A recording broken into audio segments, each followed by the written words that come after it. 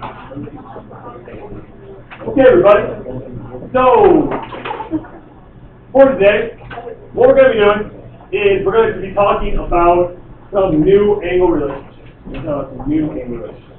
What I'd like you to do first, for bell work, is I'd like you to take a look at this diagram. I know if the computer goes, I'd like you to take a look at this diagram.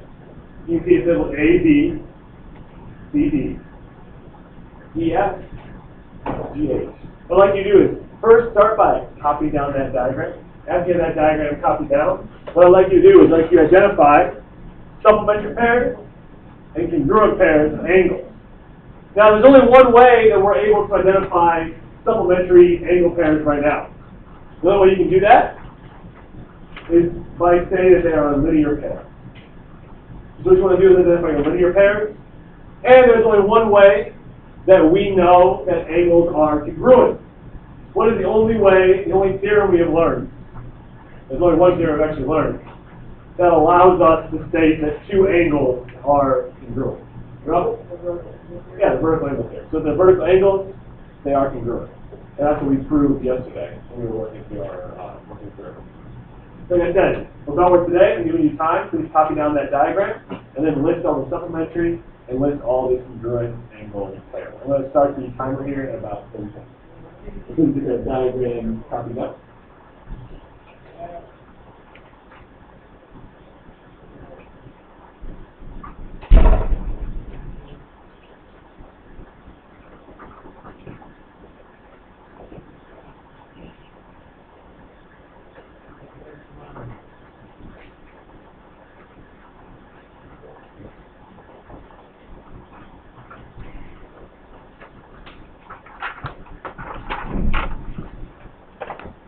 All right, let's go ahead and get the timer started.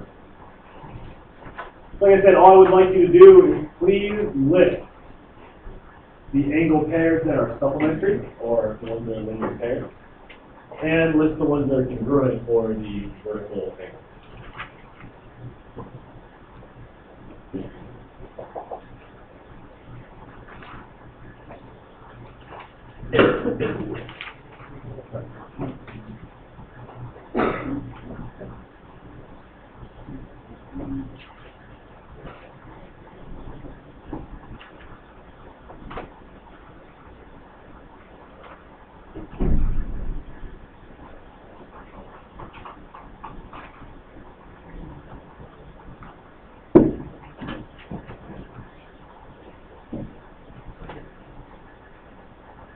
Oh, yeah. So everybody knows there's a new path.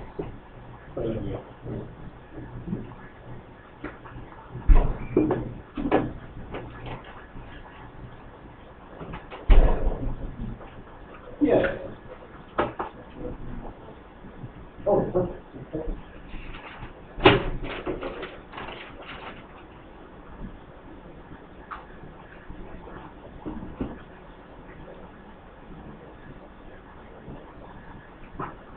All right, so we have a little bit more than a minute left.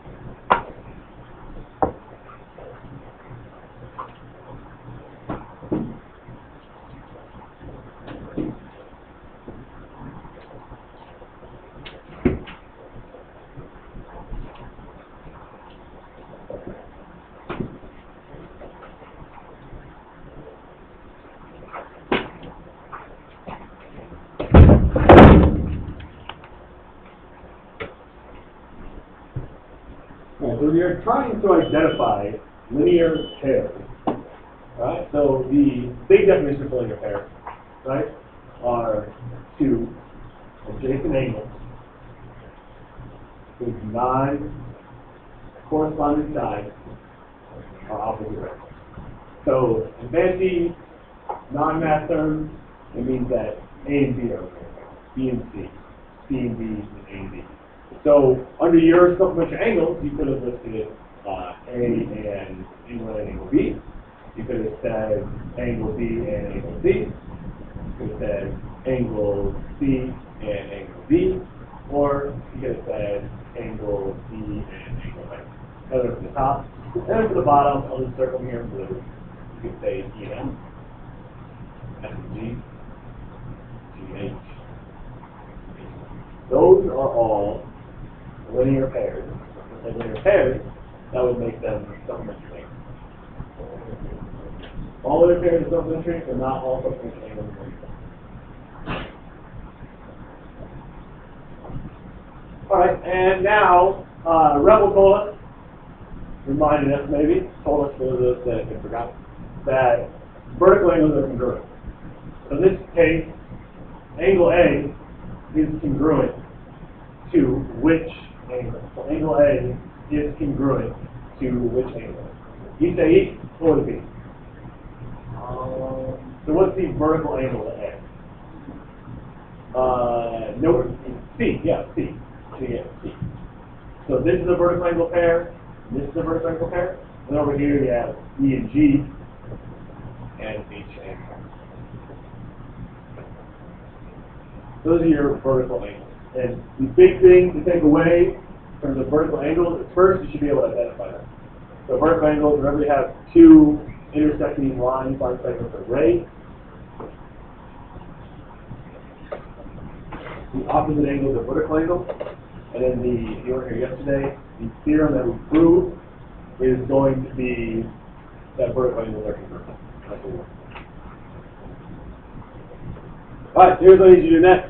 As soon as you have that stuff copied down, it's going to give you a minute. What you should do, up in the front of the classroom, there are rulers and protractors. You need a ruler, a protractor, and a nice sheet of paper in your notes to do some work. You have 1 minute, go ahead.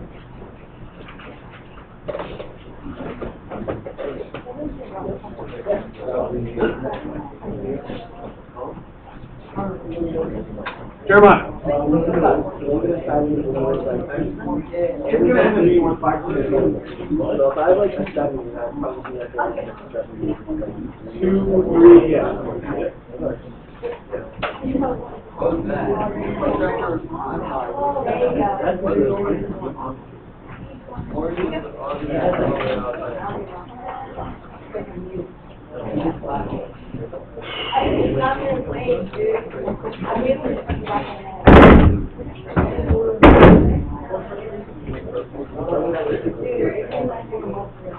We like time to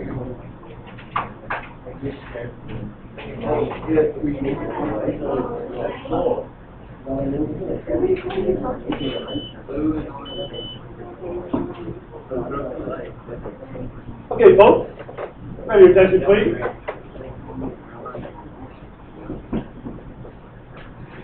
Okay, so here's what we're going to do. To help guide you, this is a 1 sheet of paper.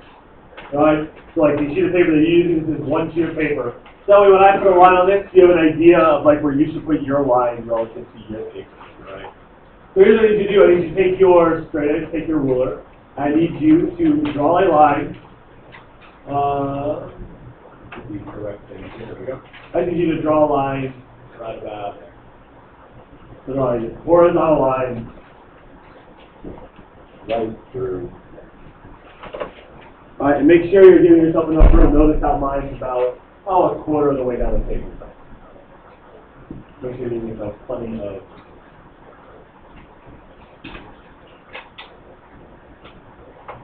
Once you have this line drawn, what you should do, I'm going to use some different colors for this. Okay. I need you to take a diagonal line and go from the top of the page to the bottom. Take a diagonal line. Please make it of a nice slope like how mine goes. Don't have it be too steep, don't have it be too narrow. Have it be kind of right in there.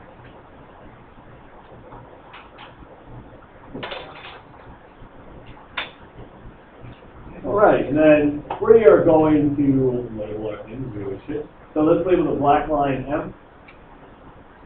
And let's label the blue line C. Alright, we have line M and we have line C. So line M and line C.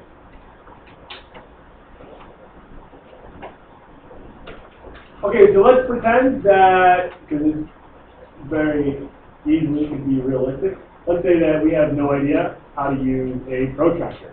What I would like someone to do is explain it to me like I'm 5. Alright? So explain it to me like I'm 5 how to use a protractor. So let's say we have a protractor, as you guys do, and as I do. So I have my protractor. Whoa. Jeremiah, would you like to explain it to me like I'm 5? Okay. Is someone else? I need someone to explain to me like I'm 5 how to use a protractor. Yes. Okay, so in yours you have a hole. I don't have a hole. I kind of have like this line intersecting that line. Would that be a good mark? All right. Yeah, but you put that What is intersecting? You want to go past each other. Well, they cross. Okay, I know where that is. Yeah, that's right here. So the what? What was that word? The vertex. Vertex is a circle. What's the vertex? It's when the where the two lines meet up and. Oh, where the two lines meet. Yeah. I know what a vertex is now. Okay. Wow. Stop it. Okay. So I did that. Now what do I do? And then you find out like what number The number it is? Like it's 90? It's 90. So the blue line, so see what number the blue line is on? Yeah. Alright, let's do that. Oh, that's a bigger one. So I got it at 43. So what you gotta do? Go ahead and measure yours.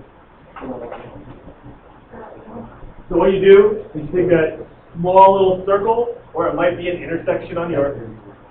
Alright? And what I'd like you to do is I would like you to please label, alright? Go ahead and please label. It's the inside set of numbers.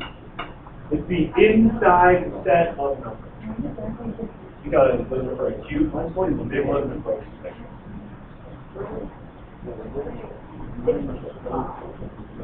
And go ahead and just leave your protractor there once you have your measure. I'll put it that way.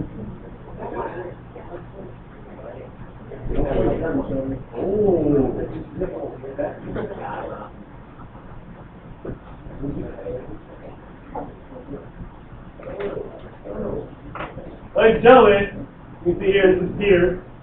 Peter got this set for geometry. He said he got it at Walmart, cost him $2.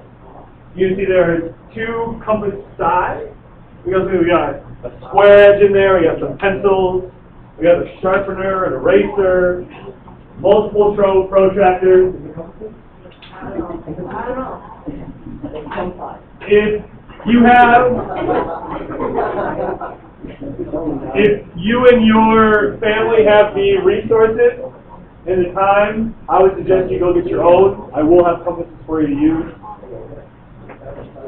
Okay, so if I'm trying to read this, I know that my inside angle, ladies and gentlemen, I know that my inside angle right here is 43 degrees. To find the measure for the outside angle, all I have to do is look at the upper row here. So you see here it starts at 0. I think it was 10, 20, 30, 40, 50, 60, 30, 31, 32, 33, 35, 36. For me, it's 37. This outside, or it is a obtuse angle, this obtuse angle right here, measures 137 degrees for me. So what does it measure for you? Go ahead and write that in the other little crevice. What I mean by that is, I'm showing you it right now. So in this crevice right here, I'm going to write 43 degrees. In this crevice over here, I'm going to write 137 degrees. All right, those are my 2 measurements. Whatever you got for your 2 measurements, go ahead and write them in those 2 spots. Go ahead and write them in those 2 spots.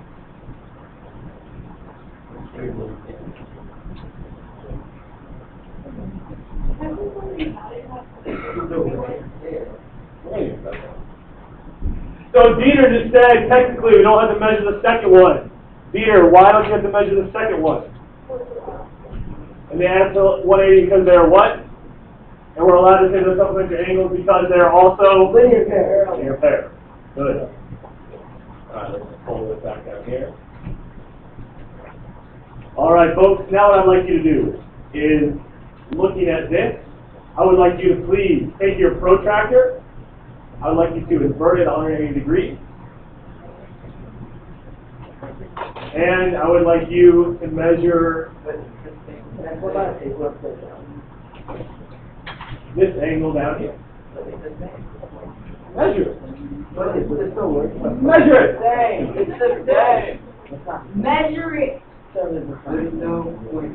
Jesus, I- It's not the same. You're the same. She is the same. Don't say that. She's very much. You can see here, when I did, how do you want to do it? Doesn't matter. However, you did yours, when I measured mine, if I take my little thing right here, you can see I get 43 degrees, and on the other side, I get 137. So yes, I get 43 degrees, and I get 137. Why are those two angles congruent? Don't shout it out. What I'd like you to do is turn your clicker on and tell me, why are those two angles congruent? Why? Don't forget, when we're using clickers, it's an individual thing. I want to see what people know. So please don't ask your neighbor. What's up? Mine's 133 and 47, so this is 137 and 43. That is good.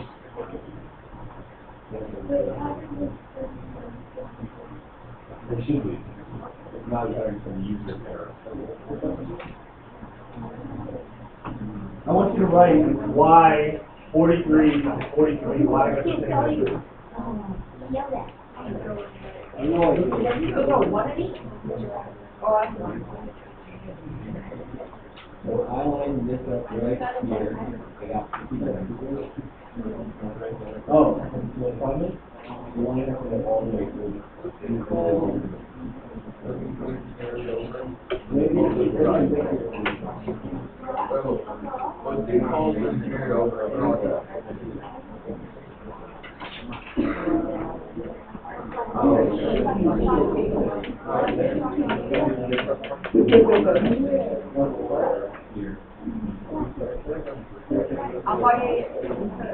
Okay, so we'll take whatever we got right now. Anybody still typing? All right, we'll let you say you finish up. What? You have 5 seconds. Like, whatever you have, just send it in. Zero. You say whatever you have, just send it in. Lexi, just send it in. See we get here. All right, those are congruent. We get the same measure for them because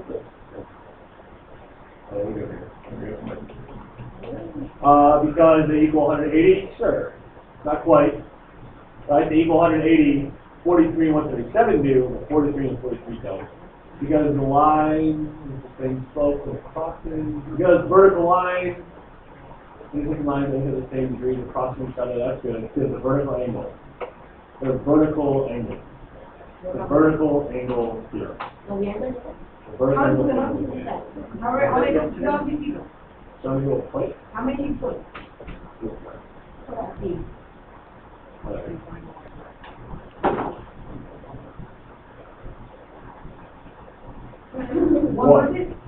One person put the vertical. One, the vertical angle. Right, that's the theorem that we proved yesterday. We showed that vertical angles are in fact congruent. wow. All right. Now what I'd like you to do is I would like you to take line M. I'd like you to take line M. I'd like you to clone line M and move it straight down. I'd then like you to change the color about 2 inches. I'd like you to take your clone line, move it about 2 inches down, and label it as. 2 inches down, that's it. That's not right.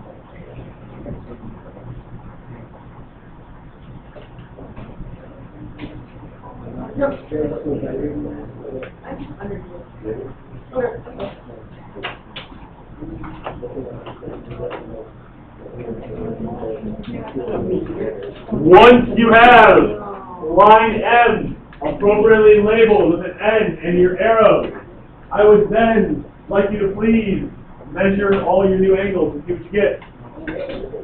Please measure all your new angles and see what you get.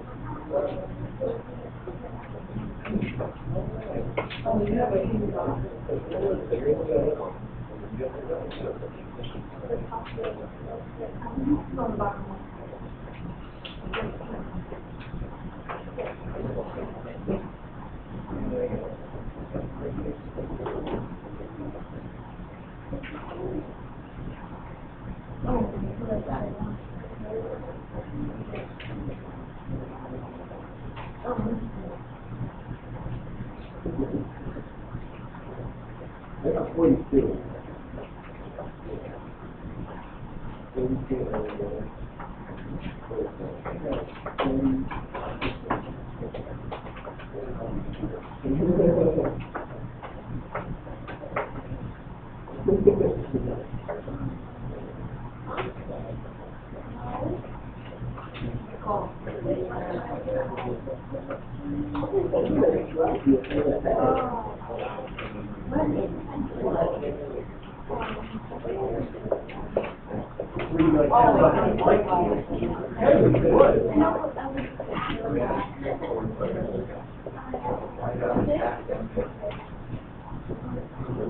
Okay, everybody, as you finish up, what did you find out? Angelique, what did you find out? It's the same. So when you measure these, you should in fact, unless there was some human error, for these angles right here, you would have gotten 43 and 43. You would have gotten 137 and 137. There is one caveat to this.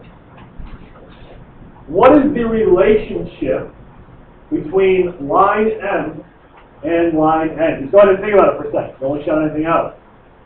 What is the relationship between line M and line N? You have 30 seconds to type an answer. If you know the answer, it should take you 10 seconds to type. What's the relationship between the two lines? Just sure, write that in. That's fine.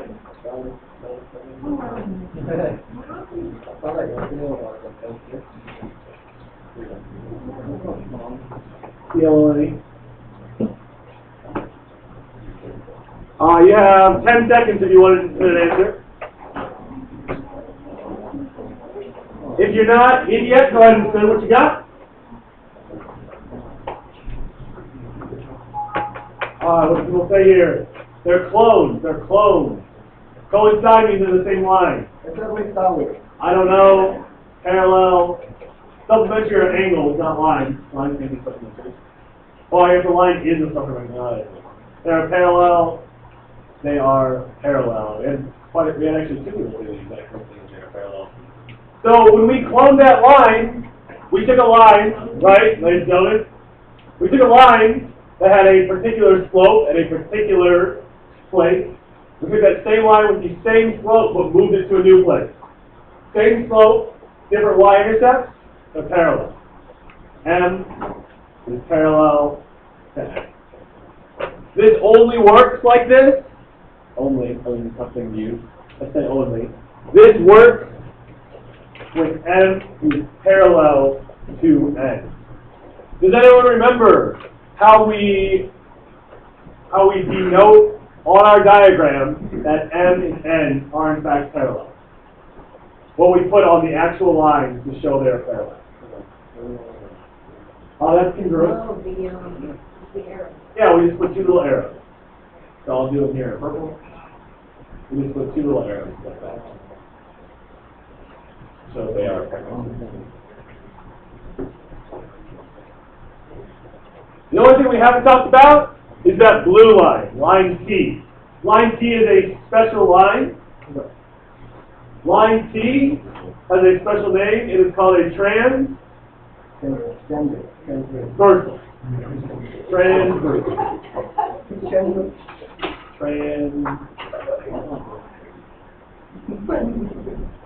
Transversal. You guys do not need to know the official definition for a transversal, but it is a line that intersects two or more coplanar lines at different points. So transversal is any line that intersects two or more coplanar lines at different points. All right, we're going to move on. We're going to talk about the fact that we got some relationship stuff there. We're going to talk about what those relationships are. Go ahead, you have a minute. What I'd like you to do is please put away your rulers and protractor. When you get back, copy that diagram. Captain, give me something. Give me these things.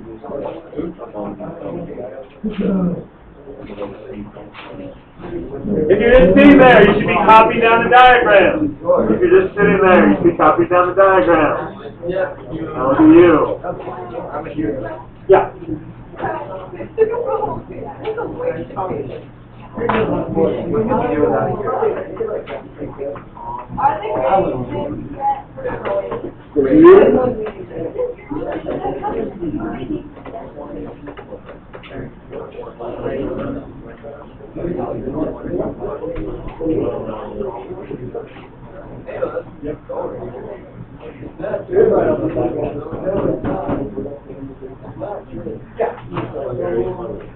Ladies and gentlemen, if you're back in your seat, I appreciate you doing that very quickly. You should be copying down the diagram on the board. This is going to be Unit 5, Lesson 8, Properties of Parallel Lines. We have one postulate and 4 theorems to talk about today.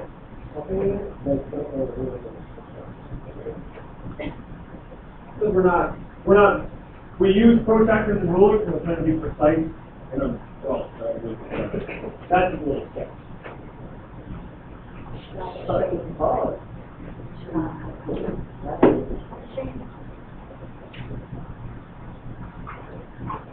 Anytime we do constructions in here, I will always be able to provide you with rulers and protractors. If you remember, I asked you to try and get a compass by Friday. I will have a class set. Hopefully, we may have to share. I'd rather not share. So people do have some. Try and get what you can. If not, I will have some in the class to use. So we have to share if I don't have it. It's better to not to share, because then you get to do everything and learn a little more. All right, properties of parallel lines. We can see here that we are going to indicate that this line is parallel to that line. So we can have M here, we can have N, we can say that M is parallel to N. So we have M is parallel to N, and we can say that T is a transversal. As a transversal is a line that intersects two or more coplanar lines.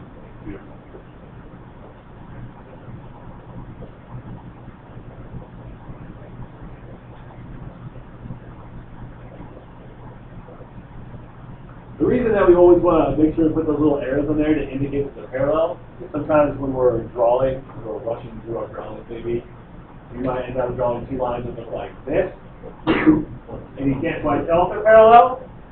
Putting that there, you would know they're parallel. Doing that, you would know they're parallel because you indicated that they are parallel.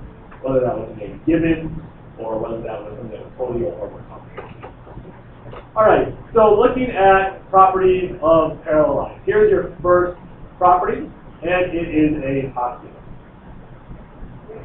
The corresponding angle postulate states that if two angles are cut by a transversal, like I diagram here, then corresponding angles are congruent.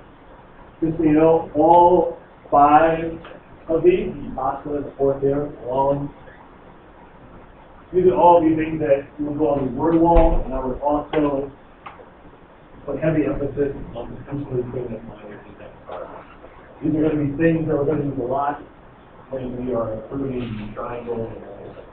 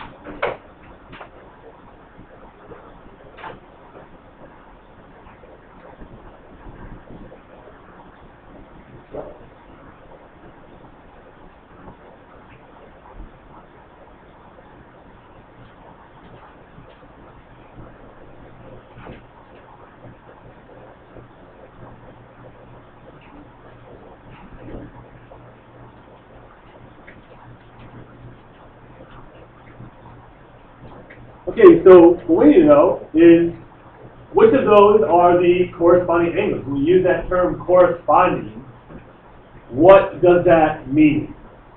So if I say that two things are corresponding, what do you begin to think about? What?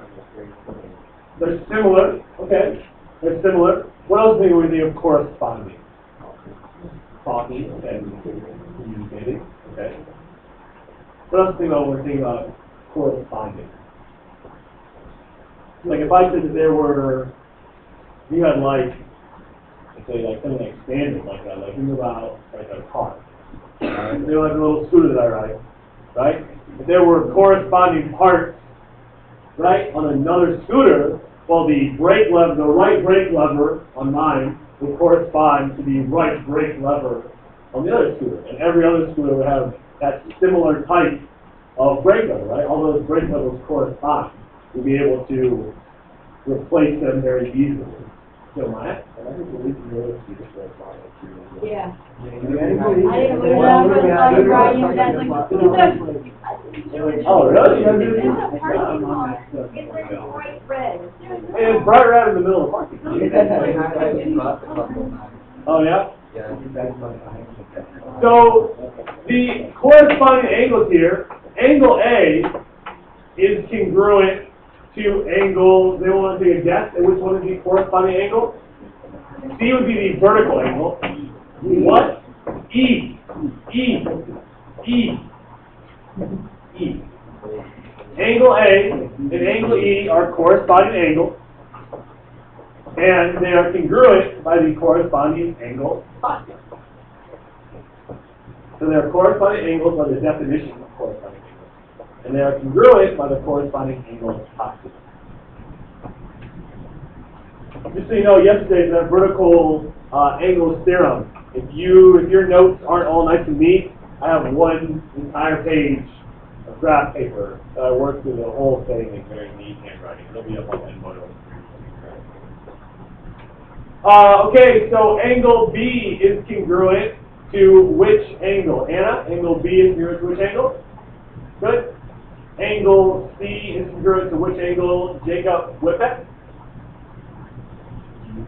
Angle C, it's going to be angle C at A is the vertical angle. Its corresponding angles in the same point. H. So it's going to be H. Great. And then angle D is congruent to which angle, Rihanna? Angle. Great. Those are all congruent because of the corresponding angles. All right, I'll leave that right up there in case you don't have a copy down yet. Your next one is a 0. You'll notice a pattern. If two parallel lines are cut by a transversal, this is what we talked about. You can cut any two lines with transversal, and you're always going to get corresponding alternate interior, alternate exterior, corresponding interior. You're going to get all those different types of angles, but only when it's two parallel lines cut by a transversal do these postulates and theorems apply. So the alternate interior angle theorem states that if two parallel lines are cut by a transversal, then alternate interior angles are congruent. So I just rewrote the diagram that you guys already have up there. I guess I should use the appropriate letters here. Oh, sorry, wait.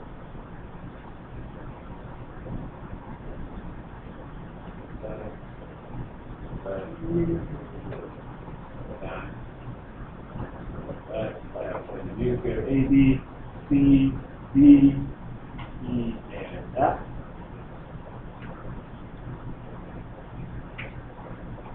And it said that then alternate interior angles are congruent. So alternate interior angles. So angle D is congruent. Looking at your diagram, right? Part of the lesson we did earlier. So looking at your diagram, angle D has the same measure as C, E, or F. So looking at your diagram, angle D has the exact same measure as C, E, or F on your diagram. Jason, C, E, or F? F. Angle D is congruent to angle F. Alternate interior. Right, so they're on the interior, meaning literally they're on the interior of the two lines. What? Good. 8th grade maybe? Classes go out. That was great. We're just like 5 times.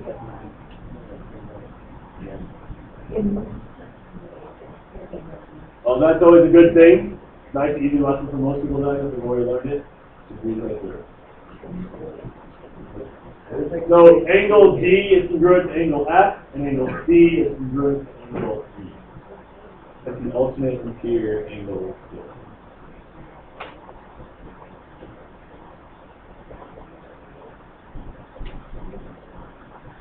When you learned it, did you guys learn the theorem behind it? You learned that theorem? Why do we call it theorem? Great question. Why not a theory? Why is it called a theorem? Yeah, why not a theory? Being recorded. I don't know what I... Right. So what we do is we have theorems. Theorems have been proven. So theorems have been proven. Postulates and definitions and rules are things we use to prove theorems. Right? And we use definitions, postulates, and theorems to prove other theorems or to prove relationships between lines and angles, triangles, things like that.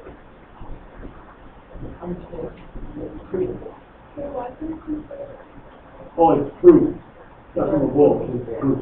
Yeah. So it's a proof theory. Because everything will be recorded, you say something like that, you gotta make sure you're spot on. Unless you're like wrong, I don't know. Right, exactly. Those people in Germany will start trolling my thing, telling me how wrong I am. Alright, we have 3 more to learn today. We have 3 more to copy down. Hopefully learning in person as well. Alternate exterior angles theorem. So I had someone in 5th hour, when I read alternate exterior angles theorem, said that, well yeah, obviously, like the name pretty much implies what's happening. And it's just like my question to you. What is big, purple, and eats rock? A big purple rock eater, right? There is common sense and logic going on here that we try and name things so it's very easy for people to understand. Like when we get to some triangle congruence and some triangle similarity, we're going to talk about like side, side, side. And that means that side 1 is congruent to side 4, side 2 is side 5, side 3 is side 6, right? Side, side, side. They do make sense.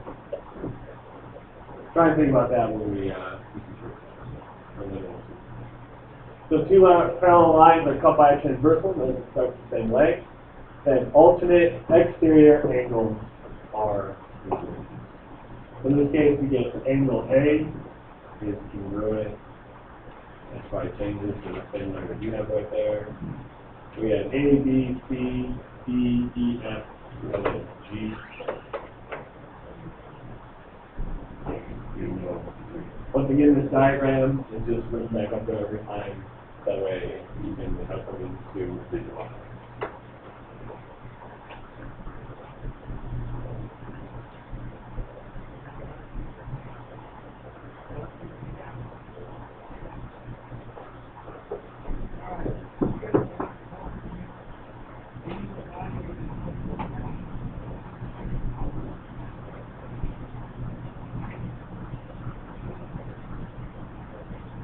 This is going to be your last one.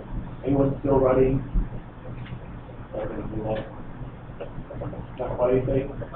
You're good? All right. We got two more. And the last one. Consecutive interior angles theorem. If two parallel lines are cut by a transversal, then consecutive interior angles are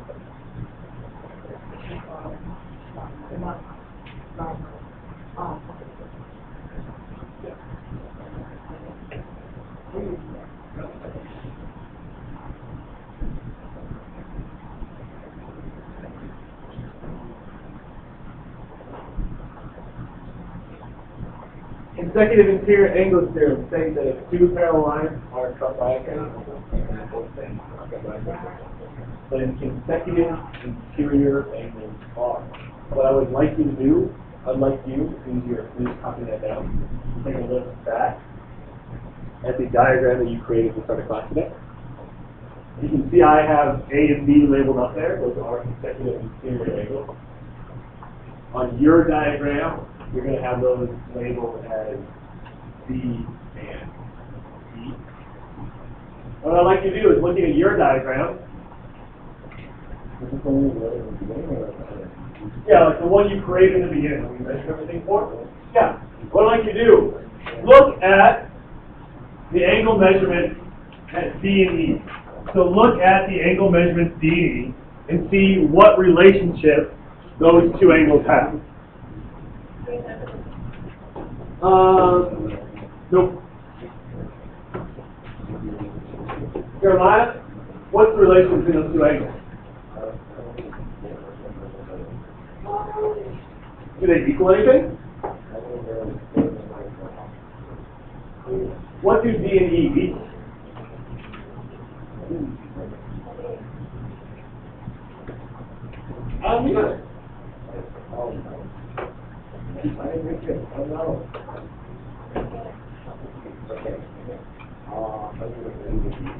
Okay, and angles equal 180 degrees. What's the word for that? Sorry for confusion. They are supplementary. Alright? So in this case, angle D plus angle E equal 180 degrees. Because they are supplementary. What's up, Annie? Alright, and our last one. We have one last theorem to talk about today.